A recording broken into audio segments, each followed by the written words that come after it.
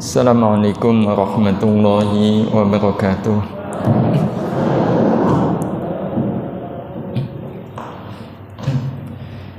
Bismillahirrahmanirrahim. Alhamdulillah wa syukrulillah. Thumma salatu wassalamu ala rasulillah nabiyyina Muhammad ibn Abdillah wa ala alihi wa ashabihi wa mawala. La hawla wa la quwwata illa billah, amma ba'd. Bapak dan Ibu yang dirahmati Allah, alhamdulillah di penghujung Ramadan ini Allah Subhanahu wa ta'ala masih memberi kesempatan kita bisa bermajelis di majelis tazkiyah ini. Mudah-mudahan amal kita di akhir Ramadan ini dicatat oleh Allah Subhanahu wa ta'ala menjadi bagian dari kesungguhan kita untuk menjadikan akhir Ramadan kita akhir yang husnul khatimah. Amin ya Allah ya Rabbal Alamin. Bapak Ibu yang dirahmati Allah, inilah tema yang ingin kita bahas hari ini. Seperti inikah akhir Ramadan kita? Yang jelas, ya, Rasul sallallahu alaihi wasallam pernah menyampaikan kepada kita lewat sahabat Jabir. Beliau mengatakan, apabila malam terakhir bulan Ramadan tiba, maka menangislah langit, bumi, dan para malaikat karena musibah yang menimpa umat Muhammad sallallahu alaihi wasallam. Kenapa dikatakan musibah? Rasul sallallahu alaihi wasallam menyebutkan musibah perginya Ramadan karena di bulan itu setiap doa dikabulkan, setiap sedekah diterima, setiap kebaikan digandakan, dan azab Allah dijauhkan. Bukankah ini sesuatu yang amat sangat kita butuhkan? Kita lebih membutuhkan keempatnya, melebihi butuhnya kita kepada harta, kekayaan, pangkat. Dan apalah artinya pangkat kalau doanya tidak dikabulkan? Apalah artinya harta yang banyak kalau sedekahnya tidak diterima? Apalah artinya kita melakukan kebaikan kalau nggak ada pahalanya? Dan musibah yang paling musibah adalah kalau orang hidup dekat dengan azab Allah Subhanahu wa ta'ala. Karena itu di riwayat yang lain dari Ibnu Abbas, Rasul sallallahu alaihi wasallam juga mengatakan, seandainya umatku, ya, kata beliau, tahu apa yang ada di bulan Ramadan, pastilah mereka menginginkan agar setahun ini bulan Ramadan seluruhnya. Jadi nggak lagi ada Syawal, Dzulqa'dah, Dzulhijjah, Muharram. Pengennya semua bulan adalah Ramadan. Ya, mengingat keutamaan yang amat sangat luar biasa yang Allah Subhanahu wa ta'ala hamparkan untuk kita di bulan suci Ramadan ini. Ini kita berada di penghujung Ramadan. Ini kesempatan bagi kita untuk menjadikan Ramadan kita tahun ini menjadi Ramadan yang terbaik. Karena tidak ada jaminan atas kita tahun depan masih ketemu dengan Ramadan. Karena itu seorang ulama, Ibnu Rajab, beliau pernah berkhutbah kepada umat beliau, ibadallah, inna syahra Ramadan qad azama 'ala rahil wa lam yabqa minhu illa al-qalil. Faman minkum ahsanu fihi fa alaihi tamam wa man farrata falyakhtimhu bil husna. Wahai hamba-hamba Allah, sungguh bulan Ramadan ya, telah bertekad akan pergi meninggalkan kita, dan tidak tersisa waktunya kecuali sedikit. Maka siapa yang telah berbuat baik di dalamnya, hendaklah ia sempurnakan kebaikan itu, dan siapa yang telah menyia-nyiakannya, hendaklah ia menutupnya dengan yang lebih baik. Tentu nasihat beliau ini tidak hanya untuk umat beliau, tapi juga untuk kita semua. Bagi yang sudah baik, menyempurnakan kebaikan. Bagi yang masih banyak kesia-siaan, saatnya menutup kesia-siaan itu dengan al-husna, dengan amal yang lebih baik. Banyak para ulama yang mereka itu mengatakan, ya, orang-orang yang betul-betul merasakan kebaikan-kebaikan di bulan suci Ramadan ini, mereka mengungkapkan kalimat kaifa la tajri lil mu'min ala firaqihi dumu'un wa huwa la yadri hal baqiya lahu fi umrihi ilaihi ruju'un.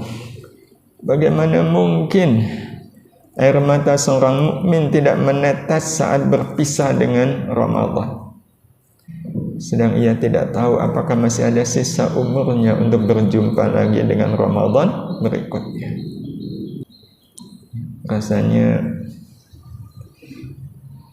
kita tidak mungkin tidak meneteskan air mata. Ya, sekarang saja walau Ramadan masih ada hitungan 7 hari, tapi kesedihan itu sudah membuncah pada diri kita. Maka Bapak Ibu yang rahmati Allah, inilah saatnya kita benar-benar menutup akhir Ramadan ini dengan penutup yang baik, ya, dengan amal-amal yang lebih baik. Sebagaimana yang dikatakan oleh Nabi kita Muhammad sallallahu alaihi wasallam, beliau mengatakan dalam hadis yang diriwayatkan oleh Imam Bukhari dari Sahal ibnu Sa'ad, wa innamal a'malu bi khawatimiha.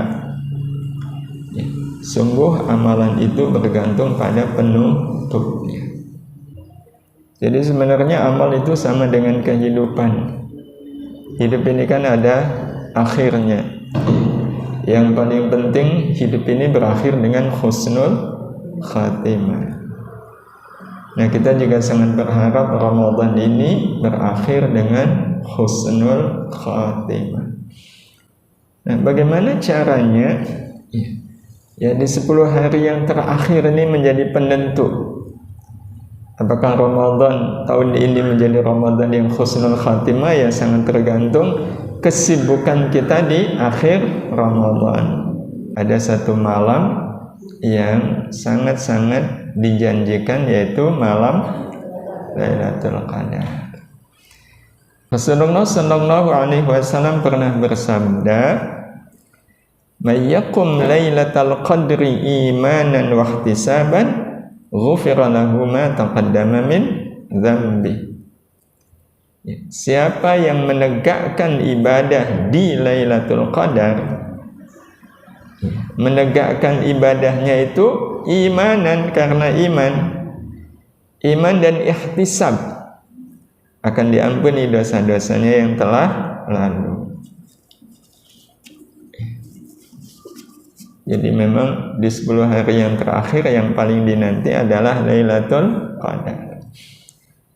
Tapi lewat hadis ini Rasul mengingatkan kita, berpesan betul, kalaulah kita bangun ibadah di Lailatul Qadar itu dasarnya adalah karena iman. Iya. Jadi dasarnya iman, yakni beramal, beribadah semata karena iman kepada Allah. Sekarang kalau kita lihat orang berburu Lailatul Qadar itu tujuannya apa, Bapak Ibu? Kan malam yang lebih baik dari 1000 bulan. Akhirnya semangat beribadah di Lailatul Qadar karena ketertarikan pada 1000 bulan. Itu ketertarikan kita untuk beribadah karena iman atau bukan karena iman? kan lumayan kalau saya dapat Lailatul Qadar, saya dapat kebaikan, saya punya tabungan amal senilai 80 tahun. Itu betul, Lailatul Qadar itu khairum min alfi syahrin, lebih baik dari 1000 bulan. Coba mari kita lihat apa yang dilakukan oleh orang-orang yang semangat beribadah di akhir Ramadan karena, ya kalau bahasa mereka, berburu Lailatul Qadar. Lailatul Qadar itu ganjil atau genap? Ganjil. Iya. Nah, kebanyakan orang yang ibadahnya pengen dapat Lailatul Qadar itu semangatnya kalau malamnya ganjil atau genap?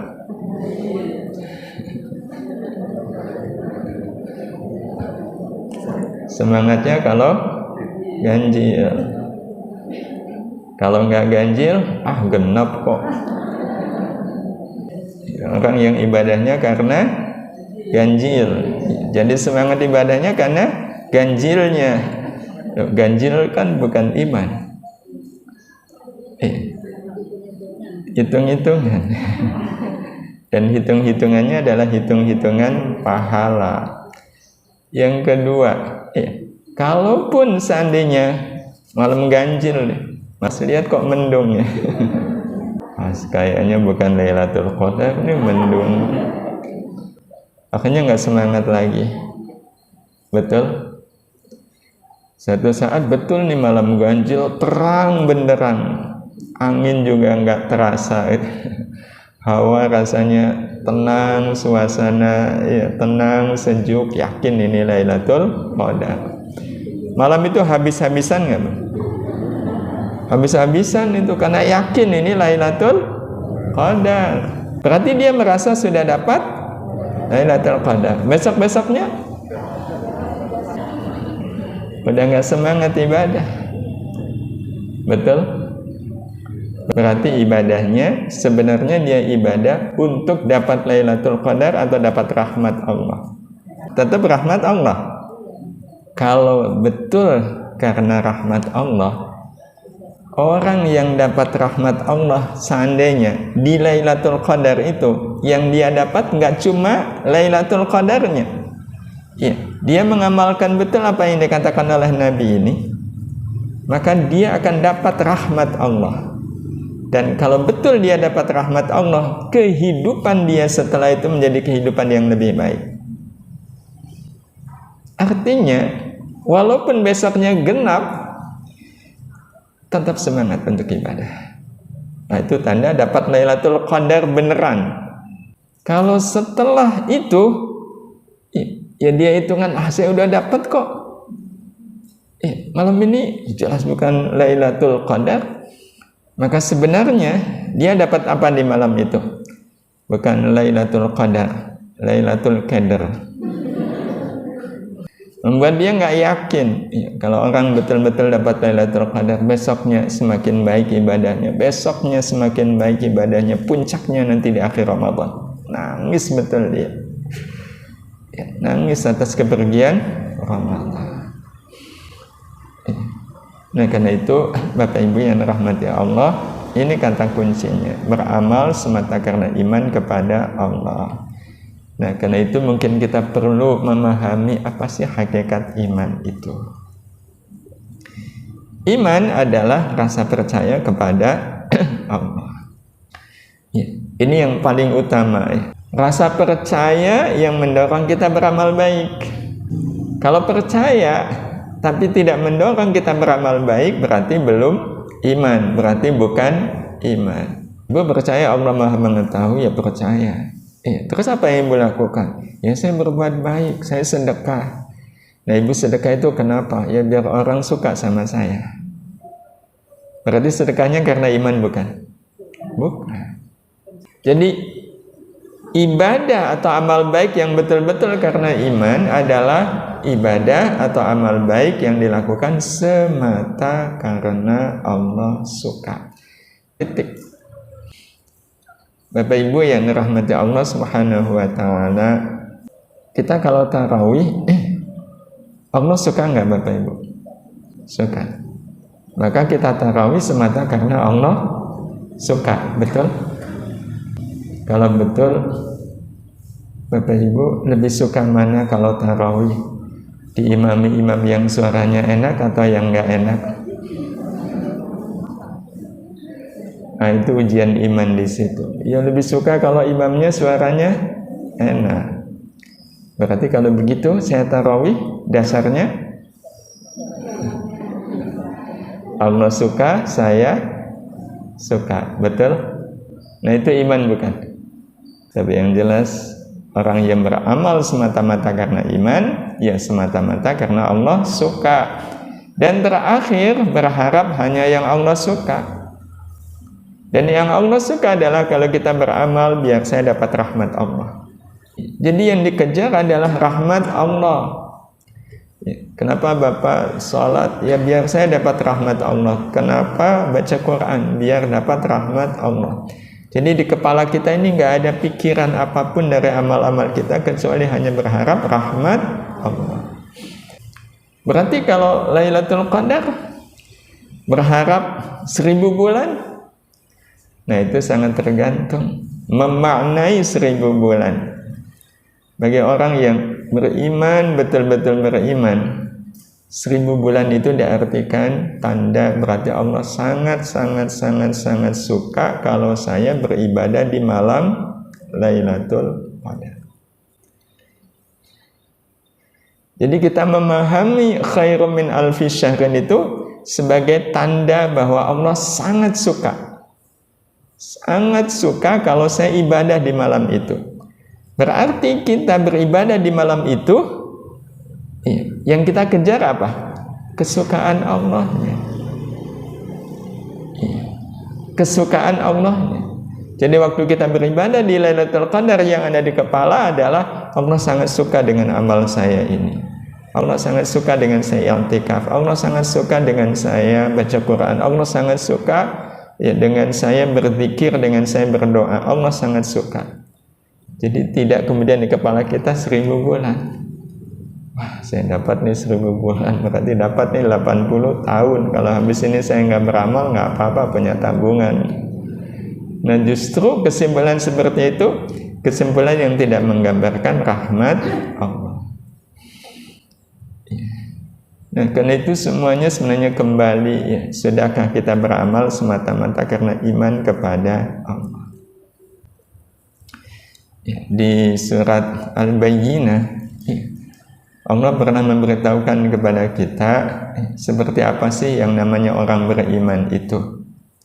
Wa ma umiru illa liya'budullaha mukhlishina lahuddin.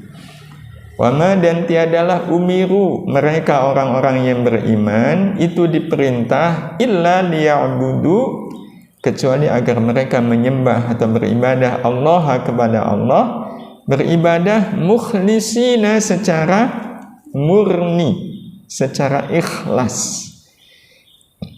Ikhlas itu kan secara bahasa artinya murni. Lahu semata-mata karena Allah, semata-mata untuk Allah. Ad-dina, dan itulah agama yang lurus. Nah, wujud dari kemurnian kita beribadah kepada Allah apa Bapak Ibu? Beramal semata karena Allah suka. Dan ayat ini Bapak Ibu yang dirahmati Allah Subhanahu wa taala betul-betul amat sangat mempengaruhi pikiran dan perasaan orang yang beriman. Yani apapun amalnya itu pengennya semata-mata karena Allah suka. Berbuat baik kepada orang yang sangat baik kepada kita, atau berbuat baik kepada orang yang gak baik kepada kita, yang lebih gampang yang mana? Yang sangat baik atau yang gak baik? Yang kurang baik lebih gampang, betul? Lebih susah. Berarti kalau begitu lebih gampang berbuat baik kepada orang yang baik. Kenapa Bapak Ibu? Kenapa? Ya soalnya dia baik. Dia baik, saya kok nggak baik kan nggak enak. Nah itu berarti dasar berbuat baiknya karena saya nggak enak. Kalau ada faktor sayanya berarti ibadah kita murni nggak? Jadi lebih gampang beramal baik kepada orang yang baik. Nah Sekarang kalau pertanyaannya saya robah sedikit aja. Mana yang membuat kita lebih mudah untuk ikhlas? Mukhlisina lahuddin, untuk ikhlas. Kalau berbuat baik kepada orang yang sangat baik kok mudah ikhlasnya, itu hanya orang pilihan Bapak Ibu. Kan kalau berbuat baik kepada orang yang sangat baik, faktor saya sukanya ada nggak? Ada. Dia suka ada nggak? Ada. Minimal saya suka ada. Padahal yang namanya ikhlas beramal semata karena Allah suka. Sementara kalau berbuat baik kepada orang yang nggak baik, Allah suka nggak? Suka. Sayanya tidak suka kan? Maka kalau kita berbuat baik kepada orang yang nggak baik, itu sudah otomatis ikhlas. Betul? Asal berbuat baik saja itu ikhlas. Sementara kalau berbuat baik kepada orang yang baik kepada kita, apa langsung otomatis ikhlas? Enggak, kan harus dikelola. Itu seperti kita ngambil air dari sungai yang airnya bening. Begitu kita ambil, dapat air bening. Tapi kalau kita berbuat baik kepada orang yang sangat baik kepada kita, seperti kita ngambil air dari sungai yang keruh, tapi begitu kita ambil dapatnya air bening. Mana yang luar biasa? Yang kedua, dan bukankah itu kualitas iman Bapak Ibu? Lebih mudah ikhlas beramal kepada orang yang sangat baik. Memurnikan amal itu sebuah keniscayaan. Ya seperti Bapak Ibu, ya, bukan di bulan Ramadan ya, bertamu disuguh susu ya, putih murni, seneng nggak Bapak Ibu? Seneng. Saya bayangkan kalau disuguh susu campur semut. Diterima atau ditolak? Diterima tapi enggak diminum. Jadi iman membuat kita memurnikan amal. Jadi beramal semata karena Allah suka dan berharap hanya yang Allah suka. Ini kata penting ya, di dalam kita beramal, karena pesan Rasul beramallah karena iman ya. Beribadahlah di Lailatul Qadar itu karena iman. Kalau karena iman ya dasarnya semata karena Allah suka. Ya semata karena Allah suka. Dan saya berharap hanya yang Allah suka. Dan yang Allah suka adalah sekali lagi rahmat Allah. Termasuk Lailatul Qadar. Sebenarnya Bapak Ibu, kalau ada orang yang beribadah di Lailatul Qadar, betul-betul semangatnya mengejar 1000 bulan, itu sia-sia nggak amalnya? Sia-sia? Enggak. Amalnya sebenarnya ya nggak sia-sia. Cuma masalahnya amalnya karena nggak disertai dengan iman, maka nggak memberikan pengaruh kepada iman. Jadi imannya itu tetap aja segitu-segitunya. Imannya nggak tumbuh. Padahal yang membuat iman kita tumbuh semakin kuat itu adalah faktor amal. Mungkin karena sebab ini Bapak Ibu, kenapa sabar itu sulit? Karena sebenarnya yang dibutuhkan untuk sabar itu apa? Kekuatan iman. Karena yang namanya sabar itu kan kuncinya adalah menahan diri untuk tidak mengeluh ketika susah. Maka sesuatu yang sebenarnya gampang, tapi kok berat untuk dilakukan, tandanya tidak ada kekuatan. Nah, kekuatannya itu ada pada iman. Ada pada iman. Yani iman yang tumbuh. Dan iman itu hanya akan tumbuh dari amal-amal yang kita lakukan semata karena iman. Jadi orang yang beramal dan amalnya itu betul-betul karena iman, beramal semata karena Allah suka, berharap hanya yang Allah suka, itu memberikan pengaruh kepada iman. Imannya semakin kuat. Bapak Ibu yang dirahmati Allah Subhanahu wa taala, perintah sabar itu Allah berikan kepada kita sejak umur berapa? Sejak umur baligh kita sudah diperintah untuk sabar. Karena itulah Lailatul Qadar harus difahami secara bijak. Lailatul Qadar adalah pemberitahuan akan kecintaan Allah untuk siapa saja yang menghidupkan Lailatul Qadar dengan ibadah dan amal saleh. Jadi Allah itu sangat cinta kepada hambanya yang di 10 hari terakhir ini beribadah kepada Allah. Allah sangat mencintai. Ya, Allah sangat menyayangi, Allah sangat merahmati siapa saja yang menghidupkan Lailatul Qadar dengan ibadah. Jadi angka 1000 bulan itu menunjukkan rahmat Allahnya jauh lebih besar. Berarti yang kita kejar bukan 1000 bulannya, tetapi rahmat Allah. Ya, rahmat Allahnya. Jadi ini sangat tergantung pada sudut pandang. Jadi sama yang pernah saya sampaikan, kalau ada orang tua janjikan kepada anaknya, nak, ini liburan kalau kamu 5 waktu sholatnya di masjid, bapak ibu akan belikan kamu sepeda harga 10 juta, kan sepeda mahal. Anak seneng nggak? Seneng. Nah, sehingga anak ini semangat untuk sholat. Semangat. Nah, yang dikejar oleh anak ini apa? Sepeda. Ya, sepeda. Kenapa yang dikejar sepeda? Karena dia masih anak. Dia memahaminya dengan pemahaman sebagai anak-anak. Tapi bagi yang memahami, kok ini orang tua sampai menjanjikan sepeda harga 10 juta untuk anaknya yang sholat 5 waktu di masjid. Kita sebagai sama-sama orang tua, itu kesimpulannya apa Bapak Ibu? Oh, ini berarti orang tuanya sangat suka kalau anaknya sholat berjamaah di masjid. Betul? Ya. Wah, ini berarti orang tuanya sangat suka. Nah, Allah menjanjikan siapa yang beribadah di Lailatul Qadar itu nilainya 1000 bulan. Kalau dia ngejar 1000 bulannya berarti dia anak-anak. Bagi yang sudah dewasa, oh, ini tanda berarti Allah sangat suka kalau saya beribadah di Lailatul Qadar. Berarti yang dikejar kesukaan Allahnya, kasih sayang Allahnya, rahmat Allahnya. Ini yang kelak nanti akan membuat amal kita akan menambah iman.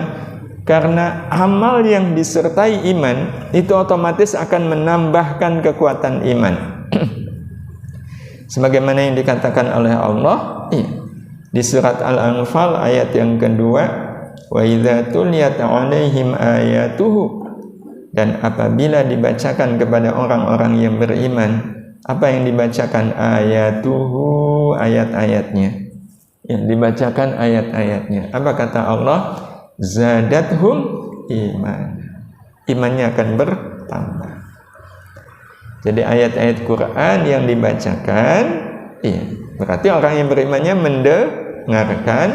Orang beriman yang mendengarkan ayat-ayat Quran, kata Allah, zadathum imana. Ayat-ayat yang diperdengarkan itu bisa menambahkan iman. Betul begitu Bapak Ibu? Betul? Logis? Nah, kalau logis, seandainya Bapak Ibu kita sholat tarawih, rakaat pertama setelah Al-Fatihah imam baca Ar-Rahman. Kita pikir Allah paling 5 ayat. 5 ayat kok nambah? Mungkin 10. Kok terus? Paling 15. Kok lanjut? 20. 30, 40. Sampai akhirnya 70, sampai akhir. Berarti ayat yang dibaca oleh imam banyak nggak Bapak Ibu? Banyak. Pengaruhnya bagi makmum yang nambah imannya atau dongkolnya? Kalau yang nambah dongkolnya itu aneh nggak Bapak Ibu? Aneh. Bertentangan dengan pernyataan Allah, orang beriman itu kalau dibacakan Quran, imannya nambah. Ini kok yang nambah? Dongkolnya. Padahal kalau yang nambah dongkolnya berarti imannya malah turun. Aneh nggak Bapak Ibu? Aneh. Pertanyaannya, kenapa itu bisa terjadi? Kenapa yang nambah dongkolnya? Kenapa? Jawabannya tidak ada yang lain. Mendengarkan bacaan imam tidak dengan masalahnya itu. Karena itu ini menjadi catatan kita tentang iman. Segala amal yang dilakukan tanpa iman justru berpotensi menurunkan iman. Nah ini yang memang pada akhirnya perlu diwaspadai, karena resikonya itu berkebalikan. Beramal karena iman membuat iman kita bertambah, sekalinya nggak pakai iman, imannya jadi turun. Padahal nggak mungkin orang beramal tanpa iman. Iya, dengan iman dan juga tanpa iman itu nggak ada.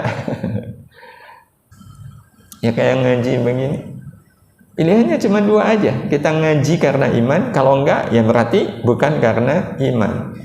Ibu diajarin masak sayur asem, harus berapa kali diajarin? Sekali aja sudah cukup, bisa langsung praktek. Betul Bapak Ibu? Padahal lebih ribet mana? Mengamalkan ilmu masak sayur asem atau mengamalkan ilmu tentang sabar? Lebih ribet mana? Ribetnya loh Bapak Ibu. Lebih ribet. Masak sayur asem, ribetnya bukan main itu. Betul? Dan juga harus pakai modal. Pakai modal, pakai tenaga, pakai waktu, pakai macam-macam. Kalau mengamalkan ilmu sabar, tanpa modal, tanpa keringat, tanpa waktu, tanpa tenaga. Tapi inilah yang kemudian jadi masalah. Kenapa? Lagi-lagi karena bisa jadi selama ini amal kita bukan karena iman. Saya bisa jamin Bapak Ibu tarawih, iya, tarawihnya belum sepenuhnya karena iman. Saya nggak suudzon Bapak Ibu, enggak, cuma suul yakin aja.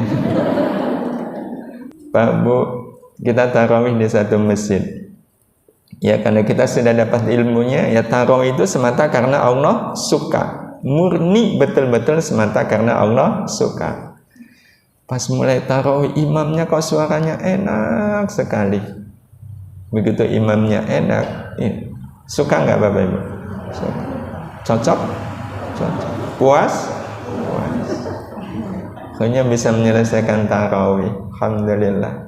Besoknya ketika mau tarawih, kepikir lagi nggak untuk tarawih di masjid ini? Kepikir? Ya, di sana aja. Nah, begitu tarawih yang kedua, itu murni karena Allah suka atau ada faktor saya suka? Dan itu yang tidak kita kelola. Kita biarkan saja saya suka itu masuk ke dalam amal. Padahal begitu masuk ke dalam amal, bercampur dengan Allah suka. Dan apa yang terjadi? Jujur Bapak Ibu, kita tetap suka atau menjadi nggak suka? Padahal kalaulah imamnya ganti, apakah Allah menjadi tidak suka dengan tarawihnya kita di situ? Apakah Allah menjadi tidak suka karena imamnya ganti? Tidak. Allah tetap suka. Kitanya tidak suka. Jelas bukan iman. Wong Allah suka kok saya tidak suka. Padahal kalau mau pakai hitung-hitungan rahmat, kalau yang kita kejar adalah rahmat Allah, mana yang sebenarnya rahmat Allahnya lebih besar? Kalau imamnya suaranya enak, imamnya suaranya enak, itu kita mendengarkan bacaan imam pakai berjuang nggak Bapak Ibu? Pakai berjuang? Enggak, enak kok. Ya kita mendengarkan. Tapi kalau imamnya suaranya nggak enak, sebagai makmum kan tetap punya kewajiban mendengarkan bacaan imam, betul? Bacaannya benar, cuma masalahnya suaranya aja yang nggak enak.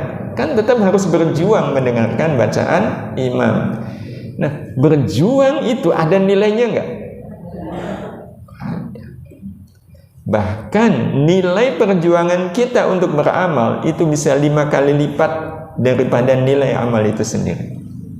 Jadi kalau amalnya mendengarkan Quran, nilainya 1, berjuangnya itu nilainya 5. Berarti kalau imamnya suaranya nggak enak, kita dapat berapa rahmat?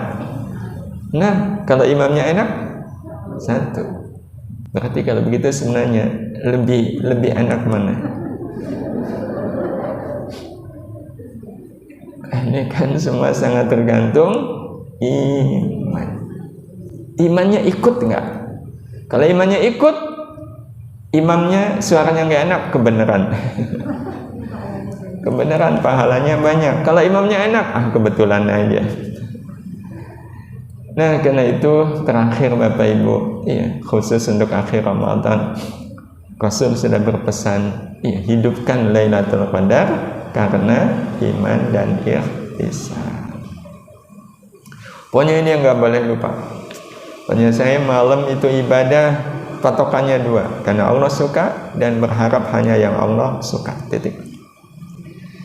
Karena Allah suka dan berharap hanya yang Allah suka. Nah, yang Allah suka adalah kalau kita di Lailatul Qadar, harapannya adalah menjemput rahmat Allah. Apa saja amalannya?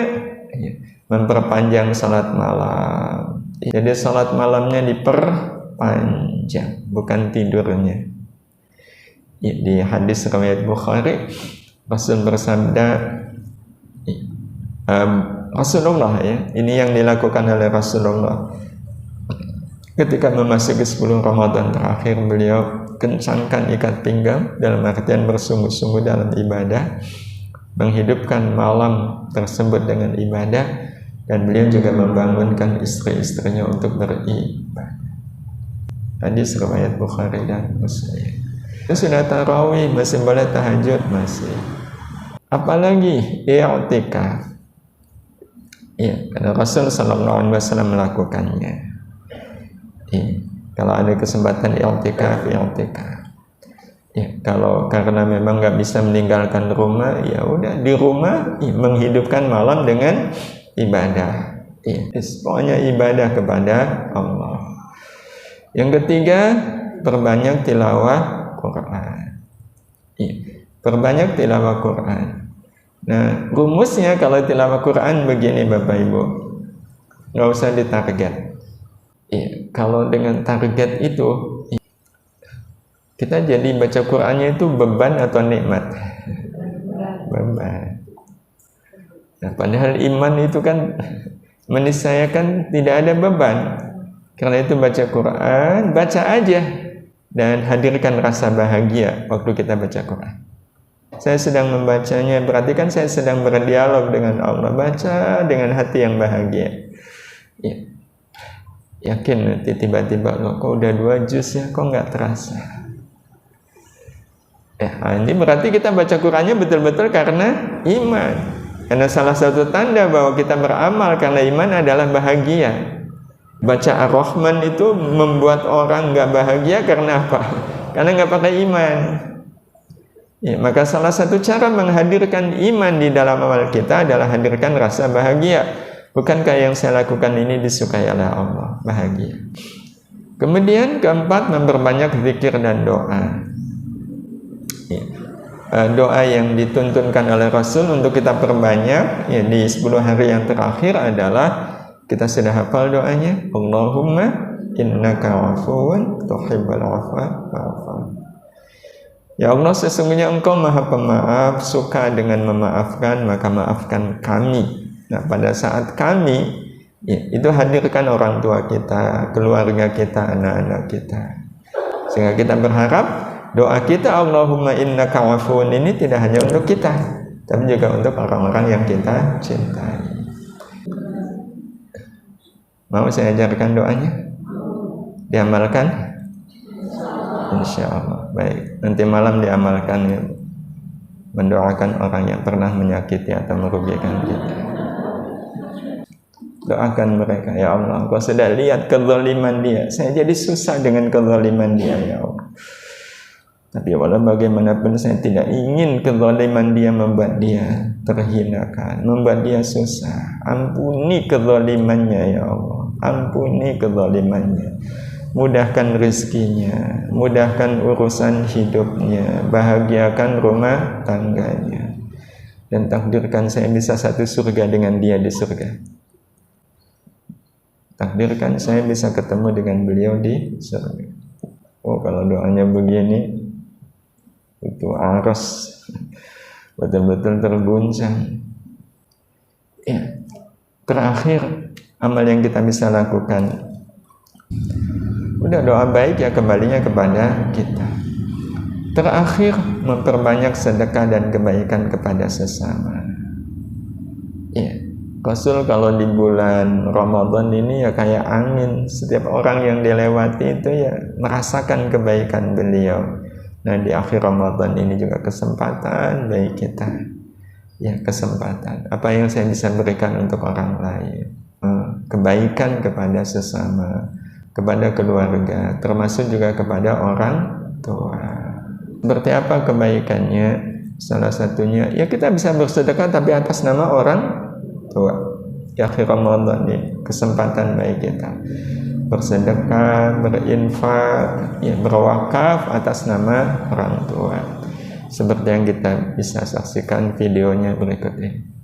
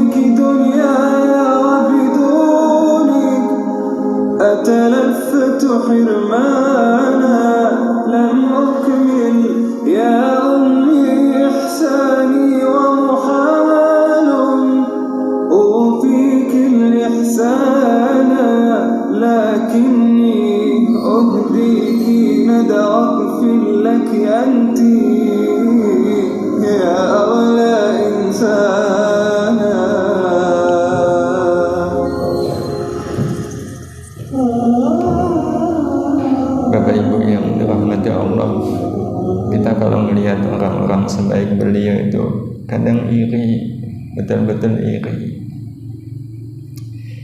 Ya, hanya bisa berazam, ya Allah, seandainya Engkau berikan kepadaku kekayaan sebanyak yang Engkau berikan kepada beliau, tentulah saya juga bisa melakukan amal sebagaimana beliau, berwakaf atas nama ibu, berwakaf atas nama ayah, membangunkan masjid, pesantren, madrasah atas nama orang tua yang sudah wafat. Pahalanya nyampe Bapak Ibu, nyampe. Setidaknya semampu yang kita bisa, walau mungkin hanya bisa membelikan satu keramik, ada kesempatan kita lakukan, insya Allah itu menjadi amal yang sangat bernilai di sisi Allah Subhanahu wa Ta'ala, sepanjang kita melakukan semuanya itu adalah karena panggilan iman, betul-betul karena panggilan iman. Karena sekali lagi, kalau bukan karena panggilan iman, ya tetap amal baik, tapi tidak akan menjadikan iman kita tumbuh, iman kita jadi kerdil, iman kita jadi iman yang lemah, yang gak punya kekuatan untuk bisa melakukan amal-amal kebaikan. Tapi kalau seandainya amal-amal baik kita betul-betul karena iman, kita ngaji karena iman, sedekah karena iman, puasa karena iman, semua yang kita lakukan karena iman, maka iman kita akan tumbuh.